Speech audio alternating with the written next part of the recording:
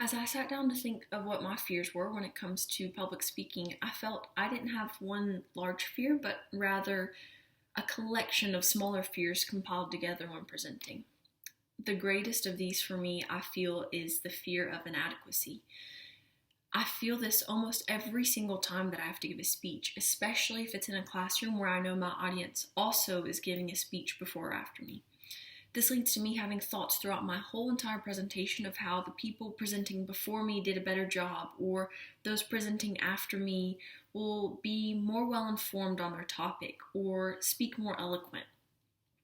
It leads me to feeling inadequate while giving my speech and becomes a distraction even within itself. Personally, I believe this is the most crippling of my fears when presenting, and it will lead me to flustering myself for no reason, fumbling over my words, and embarrassing myself further. Outside of the general feeling of inadequacy, I have a fear of running out of time.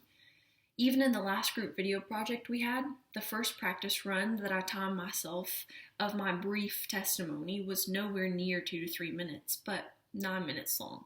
And I was sure that I had made it as simplistic and basic as possible. I fear I'll miss something of great importance while working through my words. Sometimes this even causes me to lose my place on my outline because I feel I need to double check everything to make sure I forget nothing. This even happened this past summer when I had the opportunity to share my testimony several weeks in a row with a room of high school girls.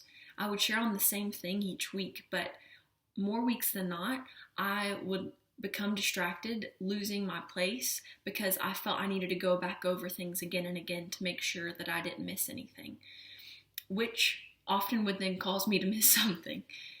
But in the past 2 weeks, I've already learned so much on how to deal with these specific fears through our reading and through our lectures, and I'm very thankful for that. Thank you guys so much for listening, and I can't wait to hear your discussions and your thoughts and topics on your public speaking fears.